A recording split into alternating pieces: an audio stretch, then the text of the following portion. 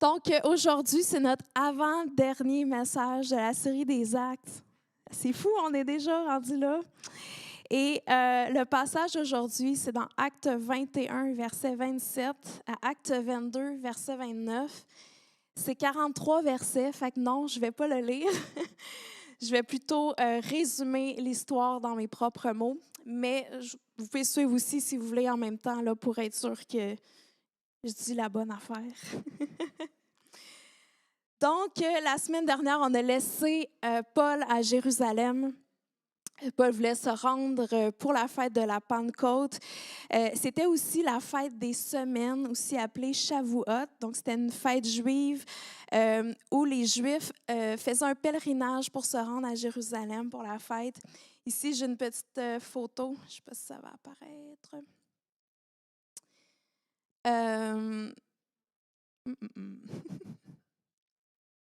OK, c'est là. OK. En tout cas, peu importe. Vous l'avez vu 30 secondes, là, mais je ne sais plus comment reculer. Bon. Ah! C'est comme quand il change, moi, je reclique, puis là, c'est comme... OK, je touche plus. On peut ramener la photo. Merci, Rachel. OK. Fait que ça, c'est une photo. Là. C'est une photo de la fête des semaines, encore aujourd'hui. Donc, les Juifs se rassemblent en grand nombre pour célébrer cette fête. Donc, pour Paul, ça semblait bien se passer jusqu'à ce que les Juifs d'Asie, qui sont là pour la fête, qui l'ont côtoyé plus récemment, le reconnaissent dans la cour du temple et là, ils agitent la foule. J'espère que vous avez vu assez de cartes géographiques dans les derniers mois pour vous rappeler c'est où l'Asie. Mais pour ceux qui ne sauraient pas, c'est dans l'ouest de la Turquie actuelle. Donc, c'est des gens que Paul avait côtoyés quand même récemment. Et là, eux vont dire... en tout cas. OK, donc au verset 28, ils vont dire « Israélites, au secours ». Ils sont tellement dramatiques. « Le voilà celui qui ne cesse de prêcher partout et à tout le monde contre notre peuple, contre la loi de Moïse et contre ce temple. » Et même à présent, il a introduit des non-juifs dans l'enceinte sacrée. Il a souillé ce saint lieu. Ouais, j'ai cliqué quelque chose, il ne fallait pas, je pense. Donc, ce qu'on voit ici, c'est que c'est toujours le même genre d'accusation, que ce soit avec Jésus, que ce soit avec Étienne et là avec Paul. C'est toujours l'accusation d'être contre Israël, d'être contre la loi de Moïse, d'être contre le temple. Et la vérité, c'est que Paul n'était pas contre ces choses-là. Il les avait simplement rejetées comme des moyens de salut parce que Jésus, c'est le seul moyen d'être en bon terme avec Dieu, d'être réconcilié avec lui. Et vu que les Juifs ont vu Paul avec Trophime d'Éphèse dans la ville, bien, ils assument que Trophime est aussi allé dans le temple. Et ensuite, ils exagèrent en disant « Paul a introduit des non-Juifs dans le temple ». Donc, c'était une fausse accusation. Et pourquoi c'est autant un big deal? C'est parce que les Juifs croyaient que si des non-Juifs entraient dans le temple, qu'ils allaient le profaner. Et il y avait même des affiches en grec et en latin qui disaient « Aucun étranger ne peut pénétrer à l'intérieur de la barricade qui entoure le temple et l'enceinte. Quiconque sera pris en flagrant délit d'intrusion portera la responsabilité personnelle de sa mort. » C'était sérieux, là. Et les Romains avaient même autorisé les Juifs à exécuter toute personne qui commettait cette infraction, même s'il s'agissait d'un citoyen romain. Fait qu'il faut vraiment avoir ça en tête que pour les Juifs, c'était quelque chose qui méritait la peine de mort. Et au temple, il y avait ce qu'on appelle la cour des gentils. Il y a la section en vert, mais il y a aussi l'autre section là, à droite. C'était un endroit où les non-juifs pouvaient aller pour s'approcher du temple, ils pouvaient aller là pour prier, mais c'est interdit d'y entrer. Et c'est à cet endroit-là où Jésus a renversé les tables des marchands. Puis, dans le fond, Jésus voulait faire de l'espace pour que les non-juifs puissent venir prier. Et je ne sais pas si vous vous rappelez, mais à ce moment-là, Jésus a cité un verset d'Ésaïe 56. Il a dit « Car mon temple sera appelé une maison de prière. » Yes! Et ce qui est vraiment intéressant, c'est que Jésus a arrêté sa citation-là, mais quand on regarde dans Ésaïe 56, le verset dit « Une maison de prière pour tous les peuples ». Donc, on voit que c'était le cœur de Dieu depuis le début, d'inclure tous les peuples, les gens de toutes les nations dans son salut. Donc là, l'agitation gagne toute la foule, toute la ville. Les Juifs s'emparent de Paul, ils le traînent en dehors du temple, ils veulent le mettre à mort. Et pendant ce temps, le commandant de la garnison romaine est informé de l'émeute. Il rassemble ses soldats, il se précipite vers la foule. Et les Juifs sont en train de battre Paul, mais ils arrêtent tout de suite quand ils aperçoivent les soldats romains. Et là, le commandant fait saisir Paul et l'attache avec une double chaîne. Et là, ici, la prophétie d'Agabus se réalise. Paul est lié par les Juifs de Jérusalem, livré aux gentils, donc aux Romains. Et là, le commandant romain demande à la foule, c'est qui lui? Qu'est-ce qu'il a fait? Mais les gens se contredisent. Le commandant n'arrive pas à obtenir une réponse claire. Donc, il veut amener Paul dans la forteresse Antonia. Vous voyez, là, c'est juste vraiment pas loin du temple, là, dans le coin à droite, avec les 4 tours. Donc ça, c'est la forteresse. Et là, la foule est tellement violente que les soldats sont obligés de prendre Paul puis de le transporter, tellement qu'ils sont vraiment enragés. Et la foule crie « à mort ».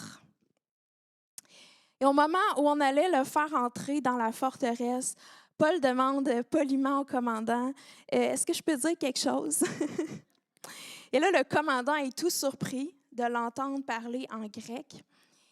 Et il lui dit comment tu sais le grec? Tu n'es donc pas cet Égyptien qui a provoqué une émeute dernièrement et qui a entraîné 4000 rebelles au désert? Donc, le commandant lui avait juste assumé que c'était un Égyptien qui avait provoqué une émeute quelques temps auparavant. Et là, il réalise bien que ce n'est pas lui. Et Paul se présente, il demande la permission de s'adresser au peuple et le commandant lui laisse la parole.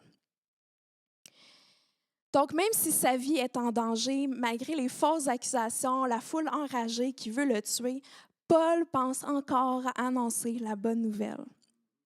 Il y a encore de l'amour et de la compassion pour eux et il ne laisse pas l'offense rentrer dans son cœur. Sinon, sûrement qu'il aurait voulu la vengeance, il aurait dit « tant pis pour vous d'abord, je ne vous parlerai pas de Jésus ». Non, son cœur brûle encore d'amour pour les gens.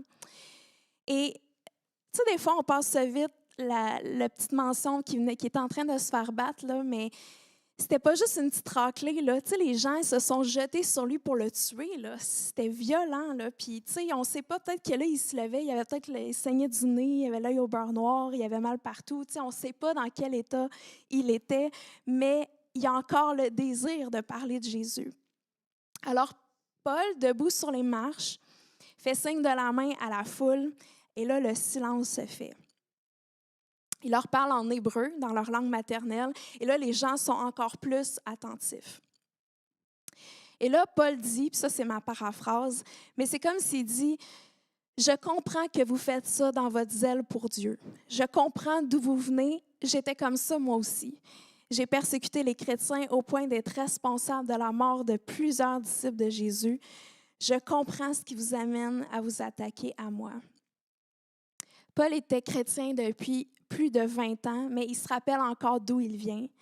Il se rappelle la grâce qu'il a reçue. Et Paul était quelqu'un qui criait à mort comme ça là, envers les chrétiens. C'était ça son zèle là, de venir détruire les chrétiens. Donc, il est capable de démontrer la même grâce envers ces gens, ces persécuteurs. Paul continue son discours en racontant sa rencontre avec Jésus sur le chemin de Damas. On a déjà vu ça dans Acte 9, donc je ne vais pas trop m'attarder. Mais je veux mentionner un verset dans son discours où on a des détails qui n'avaient pas été mentionnés dans Acte 9. Et c'est une parole prophétique d'Ananias. Ananias, c'est celui qui était venu prier pour lui, pour qu'il retrouve la vue. Et il dit, ça c'est dans Acte 22, versets 14 et 15, « Le Dieu de nos ancêtres t'a choisi d'avance pour te faire connaître sa volonté, pour que tu vois le juste et que tu entendes sa voix, car tu seras son témoin devant tous les hommes pour leur annoncer tout ce que tu as vu et entendu. » Donc, on voit que dès le début, Paul a vraiment reçu un appel, puis je vais revenir sur ce verset-là un peu plus tard. Donc là, Paul continue son discours avec une autre vision qu'il a eue de Jésus un peu plus tard. Pendant qu'il était dans la cour du temple, il est tombé en extase, il a vu Jésus.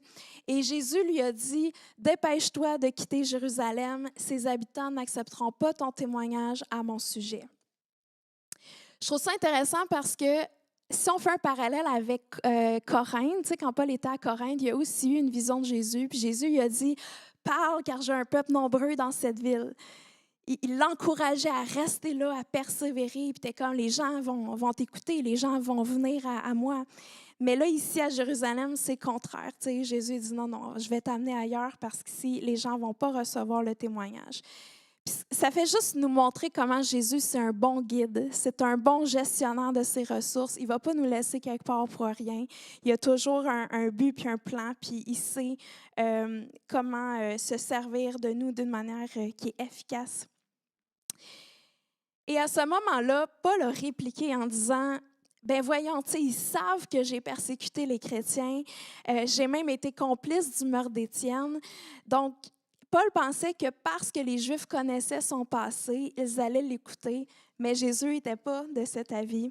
Il dit, « Non, va, je vais t'envoyer au loin vers les non-Juifs. » Et là, à ce moment-là, dans son discours, au moment où il mentionne les non-Juifs, la foule qui jusque-là avait été attentive, là, elle se révolte quand elle entend que le salut est étendu aux nations.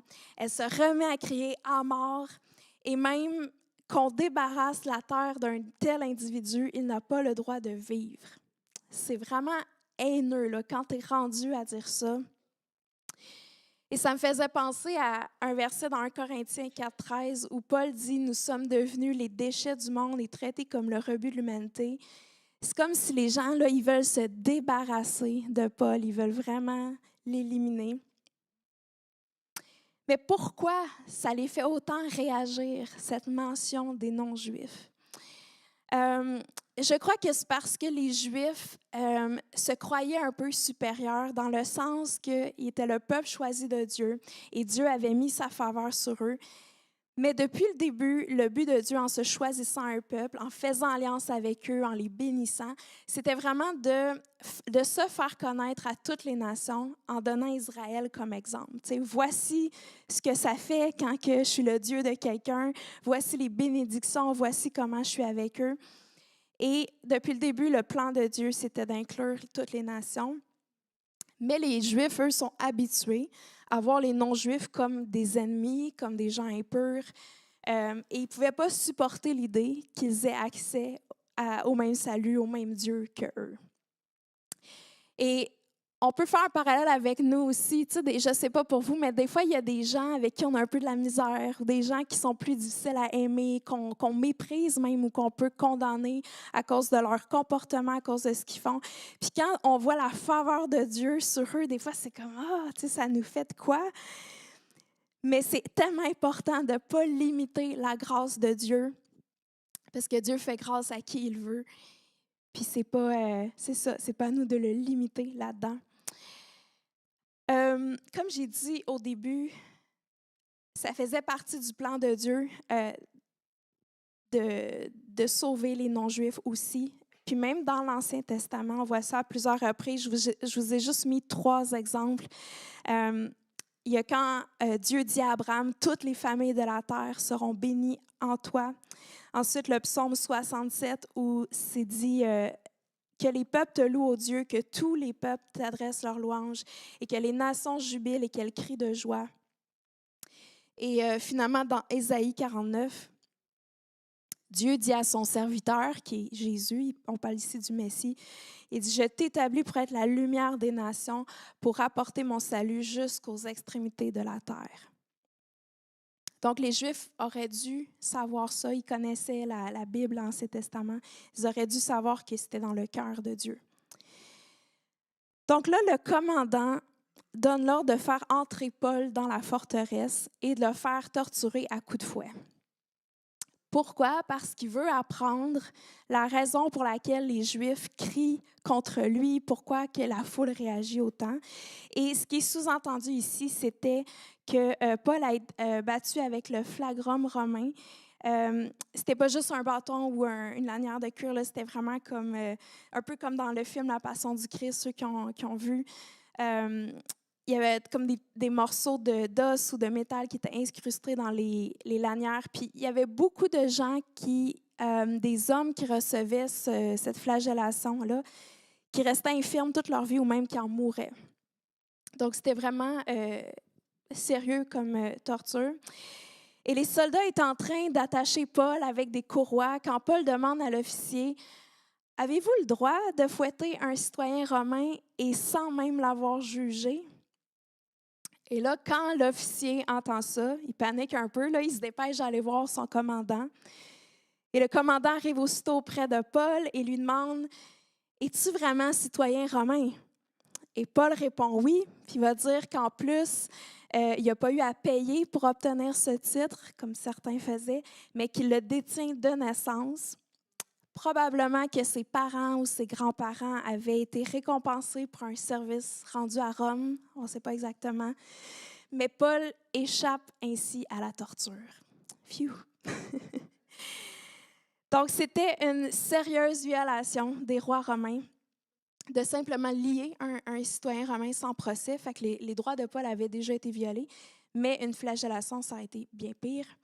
Et Paul, c'était quelqu'un de rare. C'était rare de voir quelqu'un, un juif qui était pieux, éduqué, bilingue, puis qui était aussi un citoyen romain. Et ce que ça nous montre, c'est que Dieu utilise nos arrière-plans uniques. Tu sais, notre éducation, notre culture, les langues qu'on parle, Dieu utilise tout ça dans son plan puis dans sa mission pour nous. Donc ça, c'était l'histoire du passage d'aujourd'hui. Maintenant, ce que j'aimerais faire, c'est vraiment approfondir un peu le sujet de comment est-ce qu'on peut accomplir la volonté de Dieu. Parce que quand je vois l'histoire de Paul, une chose qui me revient tout le temps, c'est comment il fait? Comment il fait pour être autant focus, pour persévérer, même quand il est battu, menacé, détesté? Puis j'ai ressorti quelques principes de son histoire juste pour nous, pour qu'on puisse voir comment est-ce qu'on peut accomplir la volonté de Dieu, aller jusqu'au bout avec ce que Dieu a pour nous. Donc, le premier point, c'est de connaître l'appel de Dieu pour sa vie. Paul savait que c'était quoi son appel, c'était très clair, ça avait été confirmé à plusieurs reprises. Et on dirait quand on sait où est-ce qu'on s'en va, là, quand c'est clair, on dirait que c'est plus facile de juste avancer. Et je sais qu'il y a des gens, des fois, qui sont freinés parce qu'ils ne connaissent pas leur appel précis. Peut-être que certains d'entre vous vous demandez, ben je ne sais pas trop c'est quoi mon appel.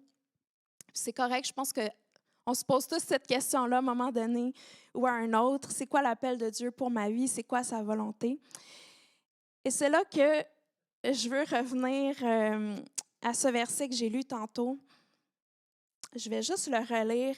Ça dit: « Le Dieu de nos ancêtres t'a choisi d'avance pour te faire connaître sa volonté, pour que tu vois le juste et que tu entendes sa voix, car tu seras son témoin devant tous les hommes pour leur annoncer tout ce que tu as vu et entendu. » Puis je crois que ça, c'est la base de l'appel de tout croyant. La première chose, c'est de connaître sa volonté, d'apprendre qu'est-ce qui plaît à Dieu, qu'est-ce qui lui déplaît. Puis ça, on peut faire ça en lisant la Bible, on peut faire ça en passant du temps avec Dieu. Et si c'est encore flou, c'est quoi la volonté de Dieu pour ta vie, tu peux juste te concentrer sur aimer Dieu, aimer les autres. Déjà ça, tu vas être déjà pas pire. Si tu fais ça, tu vas déjà être en train de faire sa volonté. Ensuite, le deuxième point dans ce verset, c'est voir le juste, donc Jésus. Peut-être que tu penses, bien, Catherine, comment je peux voir Jésus s'il est invisible? Mais il y a plusieurs manières. Ce que je veux dire de le voir avec les yeux de notre cœur, ça peut être d'imaginer ce que tu lis quand tu lis dans la Bible, de prendre le temps, quand tu lis les histoires de l'Évangile, de t'imaginer Jésus, qu'est-ce qu'il fait, comment il agit, qu'est-ce qu'il dit. La louange aussi, je trouve tellement que c'est un bon moyen parce qu'on est en train de méditer sur les qualités de Dieu, qui il est, puis c'est comme si ça nous amène à avoir une image plus claire de qui est Jésus. Bien sûr, il y a l'intimité, le temps qu'on passe avec lui, à entendre sa voix, à l'écouter, tout ça. Et aussi de voir qu'est-ce qu'il fait dans ma vie. Jésus est toujours à l'œuvre, puis quand on voit comment il agit, ben, on apprend des choses aussi sur lui, puis on apprend à le voir, même dans notre quotidien. Le troisième point, c'est entendre sa voix. Donc, bien sûr, se nourrir de la parole. Puis je choisis vraiment le mot « se nourrir » pour une raison, parce qu'on peut des fois la lire d'une manière tellement machinale. Mais ce que je veux dire, c'est de laisser notre esprit, là, notre âme absorber la parole, la méditer, la digérer, là, vraiment comme la laisser descendre dans notre cœur. Et de se mettre à l'écoute aussi de la voix du Saint-Esprit. Puis après, bien, le point 4, c'est de témoigner du point 1 à 3, dans le fond. C'est de témoigner de ce que tu as vu et entendu. De témoigner de c'est qui Jésus, qu'est-ce qu'il a fait pour toi, qu'est-ce que tu apprends de lui. C'est aussi simple que ça. Puis je crois que si tu fais ça, Dieu va préciser ton appel avec le temps. Dieu va peut-être te montrer des groupes cibles vers lesquels tu es appelé. Des fois, il y a des gens qui sont appelés vers les enfants, d'autres, c'est les personnes âgées, d'autres, c'est des gens d'autres nations. Ça peut être toutes sortes de groupes. Dieu va te montrer aussi c'est quoi les dons spirituels qu'il t'a donnés, c'est quoi ta couleur unique pour témoigner. Il y en a qui vont le faire à travers la guérison, à travers la prophétie. Il y a toutes sortes de manières, l'enseignement et tout ça. Mais commence par être en action. Laisse pas le fait que peut-être tu ne comprends pas tous les détails de ton appel, mais laisse pas ça te freiner ou te paralyser. Commence déjà à juste passer du temps avec Dieu puis à parler de qui il est. Le deuxième principe que j'ai tiré du texte, c'est l'idée de ne pas mettre Dieu dans une boîte. Et je trouve que dans cette histoire-là, il y a un gros contraste entre les Juifs et Paul. On sait que les Juifs résistent à la chose nouvelle que Dieu est en train de faire, que ce soit avec la venue de Jésus, le Fils de Dieu, ou là, l'inclusion des nations dans le salut. C'est comme si les Juifs n'ont pas été capables d'embarquer dans ce que Dieu faisait. Ils sont restés attachés à ce qu'ils connaissaient déjà.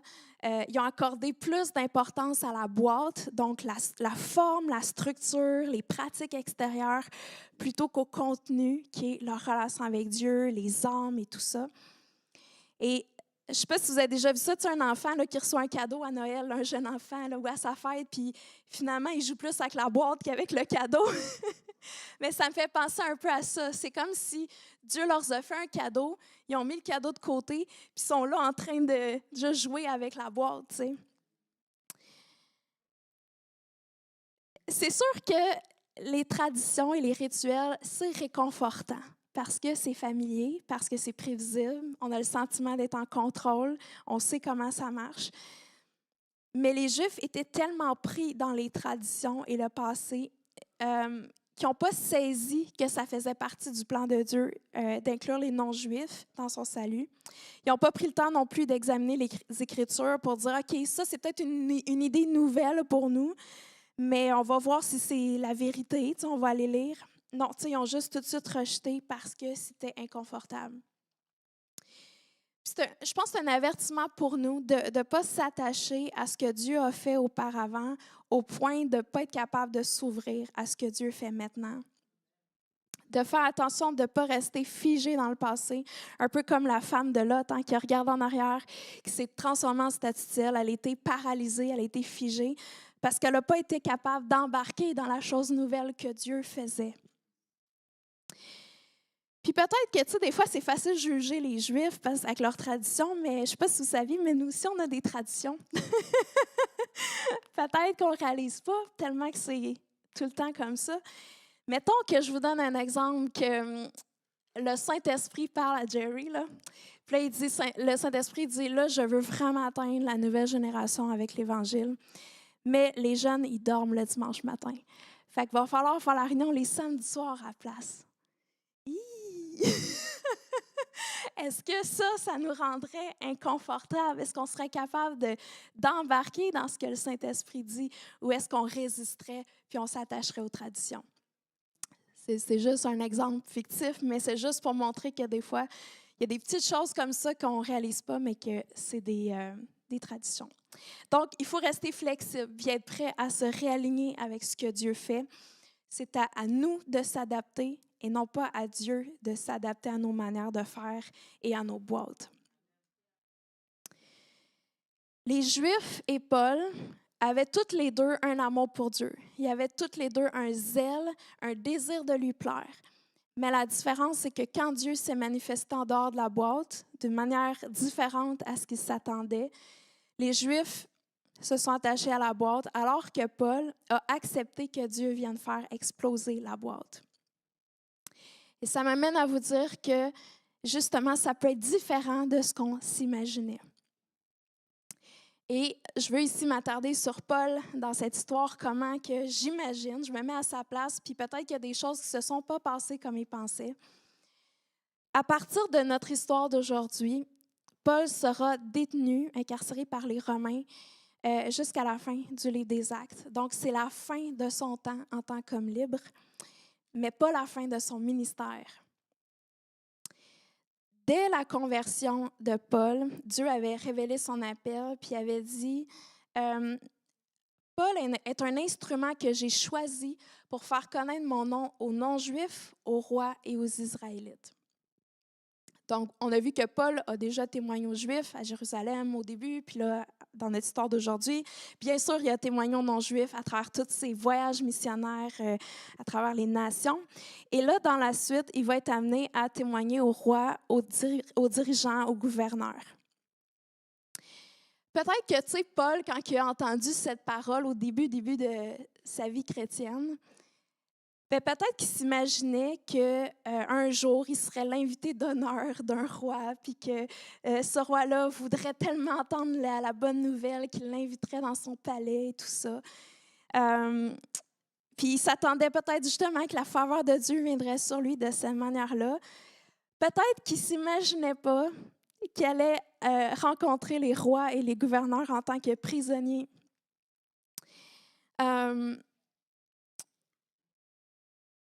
Et Paul, à ce moment-là, il est plus libre de voyager. Son contexte change, mais sa mission reste la même, celle de faire connaître Jésus. Paul est capable de jeter la boîte, de persévérer dans sa course. Il n'est pas déstabilisé, ça ne l'arrête pas. C'est une nouvelle saison pour Paul, mais il ne se laisse pas abattre par le fait qu'il a perdu sa liberté. Il continue d'accomplir sa destinée. Il ne dit pas comme « Ah, mais là, j'ai toujours fait ça comme ça, j'ai toujours été dans les synagogues en premier, après ça, j'ai toujours voyagé, là, je ne peux plus voyager, je ne peux plus faire ma mission et tout ça. » Non, tu sais, dans Philippiens 3, on sait qu'il dit « Je fais une chose, oubliant ce qui est derrière et me portant vers ce qui est devant, je cours vers le but. » Donc, Paul est vraiment déterminé à continuer sa mission. Et pour nous, c'est juste un encouragement que, oui, Dieu révèle les grandes lignes de son appel, de notre destinée. Je pense que pas mal tout le monde ici, on a reçu des paroles prophétiques. Dieu nous a parlé, il a mis des choses sur notre cœur. Mais il faut vraiment lui faire entièrement confiance sur le comment ça va se passer et pas s'attacher à ce qu'on imagine au point de devenir rigide puis de manquer comme quand c'est Dieu qui fait la chose. OK. Mon troisième principe que je veux ressortir, c'est vraiment une clé pour accomplir sa volonté en prenant une décision. Tu sais, Paul savait qu'il allait être lié. Il avait été averti par le Saint-Esprit. Il y avait plusieurs chrétiens qui avaient dit, qui avaient confirmé, mais les prophètes et tout ça.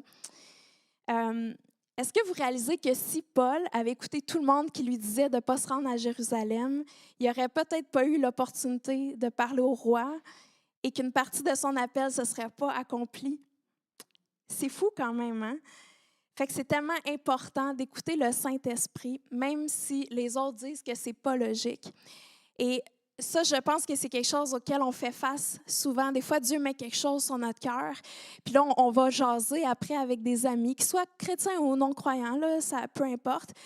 Puis là, les gens vont dire: Ah, mais là, c'est trop risqué, mais là, tu sais, tu vas avoir une moins belle qualité de vie. Ah, mais là, tu sais, ça peut être, par exemple, justement, de quitter un emploi payant parce que Dieu t'appelle à faire un autre travail. Puis tu décides d'y aller parce que tu sais que Dieu t'appelle là. Mais les gens peuvent dire comme: Ah, ben là, ta sécurité financière, non, non, non. Il va toujours avoir des gens qui vont essayer de nous dissuader de faire, d'obéir à Dieu ou de faire des pas qui sont des pas de foi, dans le fond. Et Paul, c'était des croyants, puis même des compagnons dans le ministère qui lui disaient: Vas-y pas. Puis pourquoi qu'il lui disait ça? Mais il voulait que Paul évite la souffrance. Mais Paul avait une autre priorité dans la vie que sa protection et sa sécurité personnelle. Et on voit ça dans Actes 20, versets 23-24. Paul dit: Je sais seulement que de ville en ville, l'Esprit Saint m'avertit que des liens et des souffrances m'attendent. Mais je n'y attache aucune importance et je ne considère pas ma vie comme précieuse, pourvu que j'accomplisse avec joie ma course et le ministère que le Seigneur Jésus m'a confié, annoncer la bonne nouvelle de la grâce de Dieu.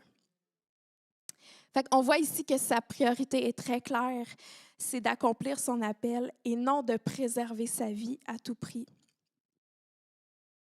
Et je veux vous montrer ici un petit tableau qui va peut-être aider à démêler des choses. On a une âme, puis ce que j'entends par âme, c'est notre nature humaine avec nos émotions, nos sentiments, tout ce qui est, c'est ça, le feeling, là. Et il y a l'esprit, comme l'esprit qui est soumis à l'esprit de Dieu et tout ça. Donc, les deux nous tirent dans des directions différentes. L'âme recherche ce qui lui plaît. L'âme recherche, elle vit en écoutant ses émotions, ses sentiments, les réflexions qu'elle se fait pour son bien-être et tout ça. Puis je ne suis pas en train de dire que les émotions, c'est pas bon. C'est des bons indicateurs, mais c'est des mauvais leaders. Et quand tu te laisses diriger par tes émotions, bien, voici ce qui se produit. Quand Dieu fait des bonnes choses pour toi, tu es heureux. Mais quand tu vis des choses difficiles ou que Dieu ne te donne pas ce que tu veux, que les choses ne se passent pas comme tu t'imaginais, mais là, tu doutes de sa bonté, tu déprimes, tu remets tout en question. À l'inverse, l'esprit cherche ce qui plaît à Dieu. Quand tu vis selon l'esprit, tu vis selon une décision que tu as prise. Tu as décidé: moi, je veux vivre pour plaire au Seigneur. Puis, c'est tout le reste, tes émotions, les sentiments, ça va s'aligner avec cette décision que tu as prise. Puis ça apporte de la stabilité et de la paix. Donc, Paul marchait par l'esprit. Tu sais, j'ai mis juste deux phrases de son verset là-dedans. Il est en train de dire: j'attache aucune importance au lien et à la souffrance, je ne considère pas ma vie comme précieuse. Je trouve que c'est une manière que Paul dit: c'est pas mon âme que je vais écouter, là. C'est pas ma peur de souffrir, c'est pas comment ça va être agréable ou désagréable, c'est pas ça que j'écoute. Il dit: ce que je veux par-dessus tout, c'est accomplir avec joie ma course et le ministère que le Seigneur m'a confié. Donc pour lui, c'était pas mal plus important d'accomplir son appel que les désagréments qui pouvaient lui arriver. Et on a tous cette décision-là à prendre. On a tous une décision et on a tous à répondre à cette question: vas-tu vivre pour plaire à Dieu? Et il y a quelque chose, il y a un phénomène qui se passe quand on prend cette décision. C'est ça que je trouve extraordinaire avec Dieu. C'est que quand on prend ce genre de décision sérieusement, qui a dit: non, non, c'est une conviction dans mon cœur, je veux vivre pour plaire au Père, bien, le Saint-Esprit va venir nous donner la puissance et la capacité nécessaires pour accomplir ce qui plaît au Père. Souvent, on voit ce principe-là quand on parle de la guérison. On va dire, pas de la guérison, du pardon. On va dire, si tu n'as pas le goût de pardonner à quelqu'un, si tu ne le files pas, tu ne le sens pas dans ton cœur, mais tu sais que c'est la bonne chose à faire, tu vas dire: je prends la décision de pardonner à telle personne. Tu vas dire ça à Dieu et le Saint-Esprit va venir te donner la capacité de réellement pardonner. Mais c'est la même chose pour notre vie, pour vivre notre vie d'une manière qui plaît à Dieu. Ça commence par une décision. Et Paul avait pris cette décision ferme de vivre pour Dieu, coûte que coûte. Puis ensuite, le Saint-Esprit est venu lui donner le pouvoir et la grâce de le faire. Je pense que c'est pour ça que c'est impressionnant, la vie de Paul. C'est surnaturel, c'est évident que c'est le Saint-Esprit qui le fait à travers lui. Et pour Paul, il y avait quelque chose de plus terrible que de souffrir ou de mourir, et c'était de déplaire à Dieu ou de ne pas accomplir le ministère que Jésus lui avait confié. Et ça, je dirais que ça s'appelle la crainte de Dieu. Quand tu penses au moment où tu vas te retrouver là, devant Jésus, là, finalement, puis que là, moi, en tout cas, je suis juste horrifiée à cette pensée de me retrouver devant Jésus puis de dire « Ah, désolé, je n'ai pas accompli ton plan pour ma vie parce que c'était trop inconfortable, puis parce que j'avais peur, puis parce que... » C'est juste triste, c'est juste tellement triste. Et Paul savait que s'il y avait de la souffrance sur son chemin, il savait que le Saint-Esprit allait lui donner la force de passer au travers. Puis s'il mourait, ben ce serait quand même une bonne chose parce qu'il irait retrouver Jésus au ciel. C'était ça sa perspective, c'est comme ça qu'il pensait.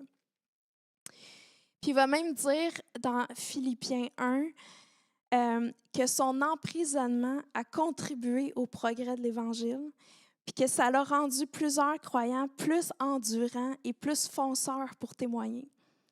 Fait que c'est fou parce que même s'il y a des choses, on voit la souffrance comme c'est tellement négatif, puis tu sais, comme être prisonnier, oh mon Dieu, c'est la fin.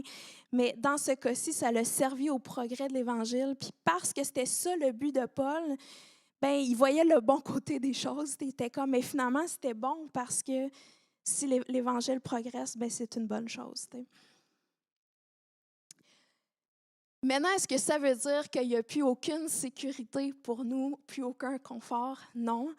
Je pense que c'est Dieu qui nous donne la sécurité puis le confort et qu'il n'y a pas de meilleur endroit où on peut être que dans la volonté de Dieu et de sentir son sourire sur notre vie. C'est dans sa volonté qu'on est le plus en sécurité, dans le fond. Et je veux vous donner un exemple de Andrew McMillan. Je ne sais pas s'il y en a qui le connaissez. C'est un Américain qui a été appelé comme missionnaire à Medellín, en Colombie. Il a écrit un livre qui s'appelle « The Safest Place on Earth ». Et il dit dans son livre, je vais juste vous lire un extrait, il dit « J'ai lu l'histoire d'un couple qui, épuisé par les guerres mondiales, a décidé d'enquêter sur l'histoire contemporaine pour trouver l'endroit le plus sûr de la planète où vivre. Ils ont finalement trouvé leur paradis, ont pacté leurs affaires et se sont installés dans leur archipel de refuge. Ils ont écrit à leur famille pour leur dire qu'ils avaient trouvé la sécurité et le bonheur dans ce chapelet d'îles au large de l'Argentine. Nous étions en 1981, juste avant que les Britanniques envahissent les îles Malouines. » Juste ce qu'on voit ici, c'est un couple qui se dit, nous, on va chercher la sécurité, le confort par-dessus toute chose. Ils ont fait leurs recherches.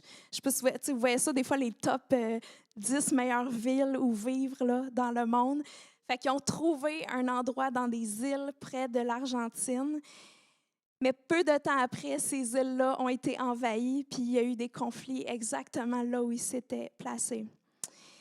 Puis là, Andrew continue en disant, Cathy, sa femme, et moi avons décidé que l'endroit le plus sûr au monde se trouvait au centre de la volonté de Dieu, en plein milieu de Medellín. Nous avons été volés et menacés, mais jamais blessés. J'ai analysé une fois le nombre de personnes tuées violemment chaque année à Medellín et j'ai calculé que si nous vivions tous les 4, dont toute la famille, dans cette ville pendant 25 ans, les probabilités que l'un d'entre nous soit tué étaient d'environ 45 %. Mais j'étais convaincue que nous étions en sécurité. C'est tout un contraste, hein? On voit un couple qui vit selon leur âme, puis un couple qui vit selon l'esprit. Puis Andrew et sa famille, c'est quand même une mauvaise probabilité. C'est quasiment une chance sur 2 qu'il y ait un membre de leur famille qui soit tué. Mais pourtant, ils se sentaient totalement en paix et en sécurité parce que c'est comme c'est Dieu qui m'a appelé là.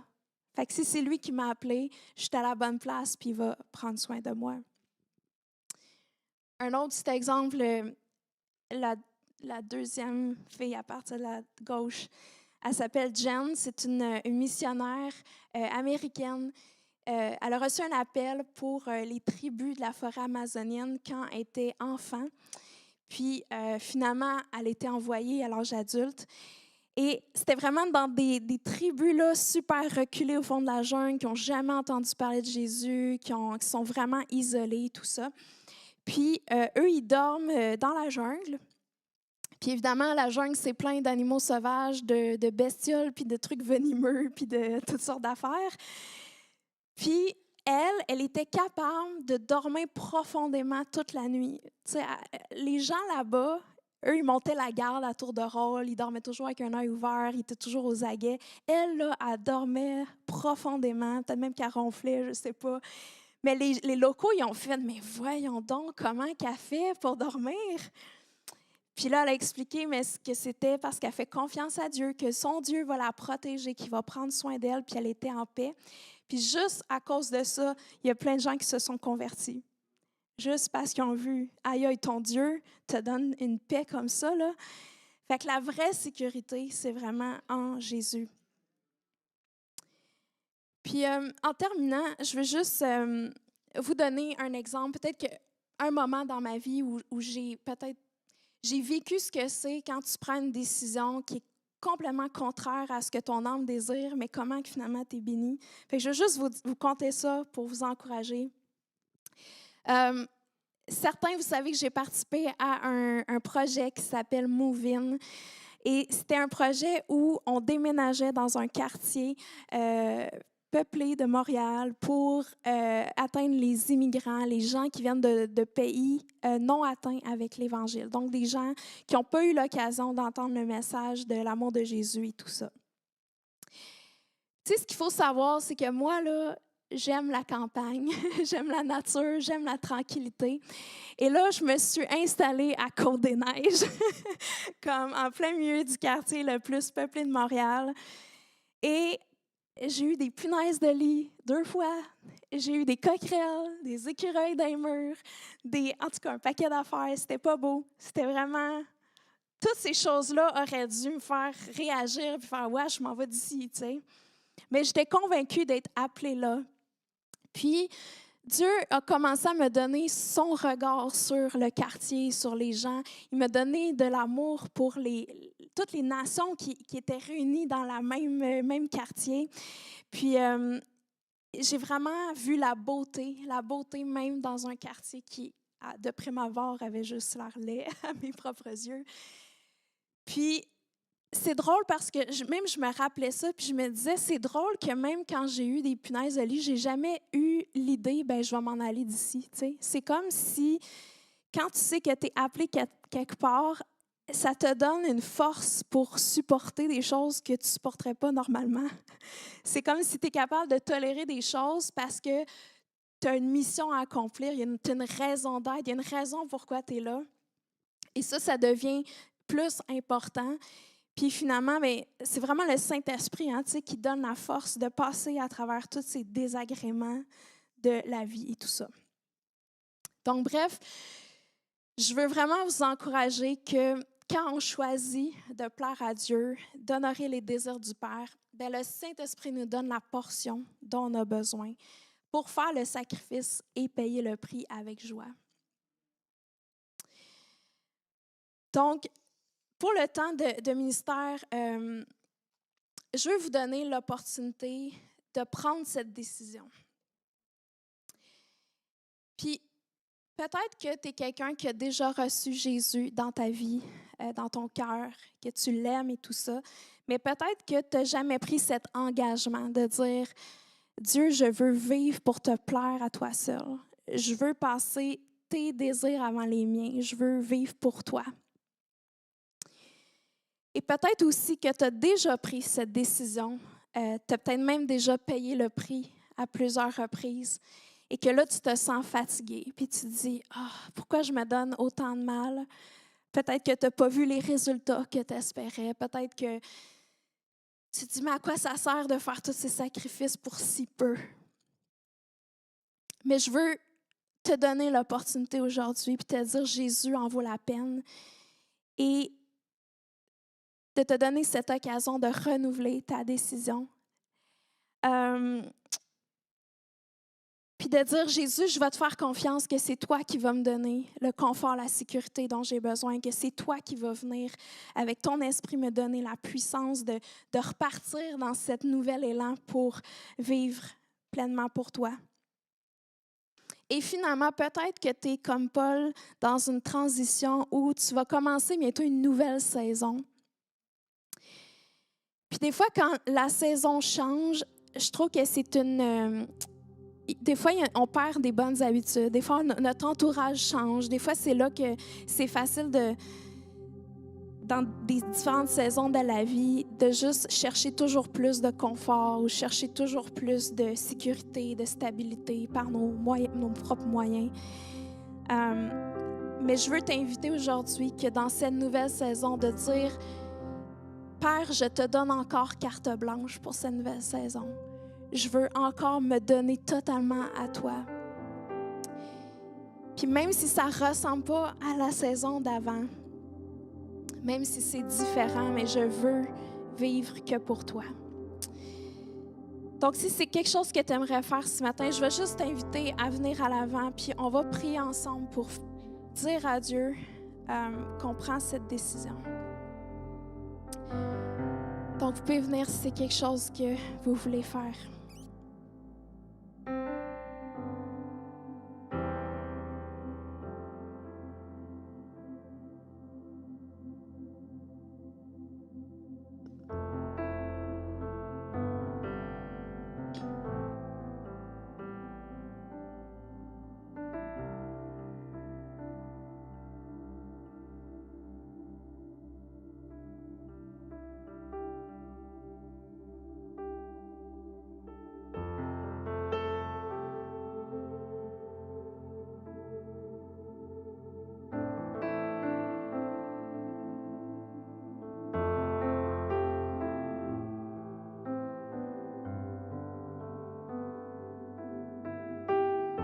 Je vais vous inviter à faire cette prière avec moi puis à répéter après moi. Père, je veux me repentir pour les fois où j'ai écouté mon âme au lieu d'écouter l'esprit. Aujourd'hui, je prends la décision de vivre pour te plaire à toi seul. Je te donne ma vie tout entière. Je te donne carte blanche.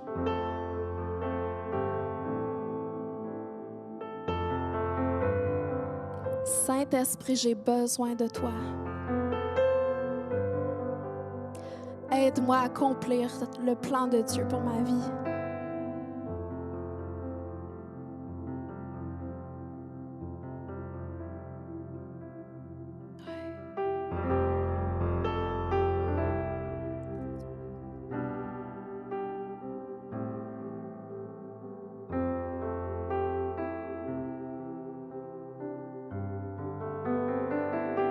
Seigneur Jésus, je veux te prier pour chaque personne qui s'est avancée, pour ceux qui font cette décision, qui renouvellent cette décision de vivre pour toi.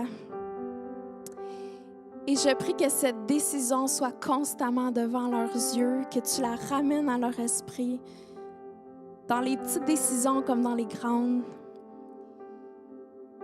Et je prie qu'on soit une famille, un peuple qui écoute le Saint-Esprit, qui obéit à l'Esprit sans compromis.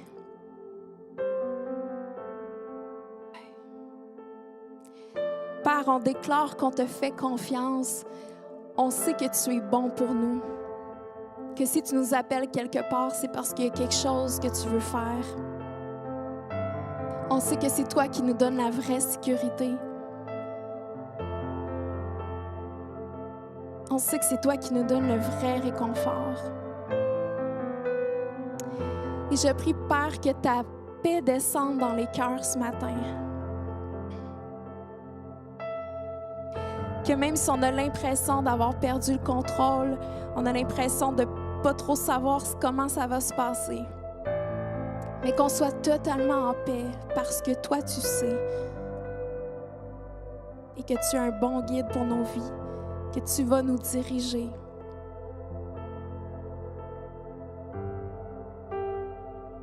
Je prie pour un courage renouvelé, Jésus. Pour un amour, un zèle pour te chercher, puis aussi pour témoigner aux autres de tout ce qu'on a vu et entendu de toi.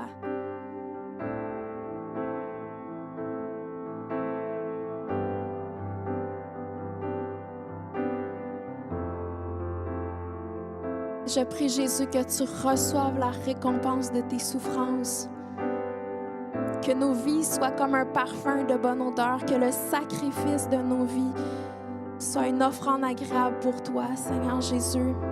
Et je prie que tu fasses tomber ton feu sur ce sacrifice alors qu'on répand nos vies devant toi, Seigneur Jésus. Saint-Esprit, viens prendre toute la place. Viens faire exploser nos boîtes, Seigneur.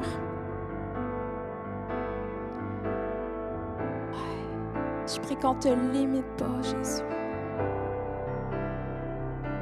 Mais que tu sois libre, Saint-Esprit, d'accomplir tout ce que tu veux pour nous.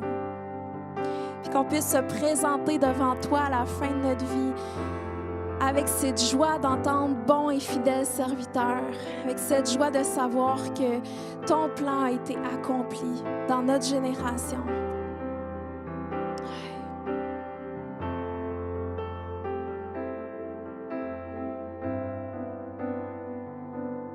Et merci Saint-Esprit que tu nous donnes la joie, que même dans cette course, malgré les obstacles, les difficultés, tu nous donnes une joie. Tu nous donnes une passion, tu mets devant nous des aventures qui sont le fun. Merci Saint-Esprit.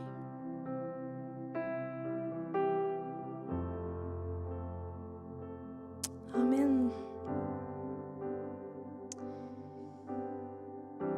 Donc, je vous souhaite à tous une très bonne semaine. Vous pouvez manger au Café 47 si vous voulez prendre du temps un peu avec les frères et sœurs et tout ça. Et on se revoit dimanche prochain. Merci d'avoir été avec nous ce matin. Si vous avez des questions sur ce que vous avez entendu aujourd'hui ou simplement vous aimeriez en savoir plus sur la foi chrétienne en général ou encore sur qui on est en tant qu'Église, n'hésitez pas à nous envoyer un courriel à montréal@catchdefr.com.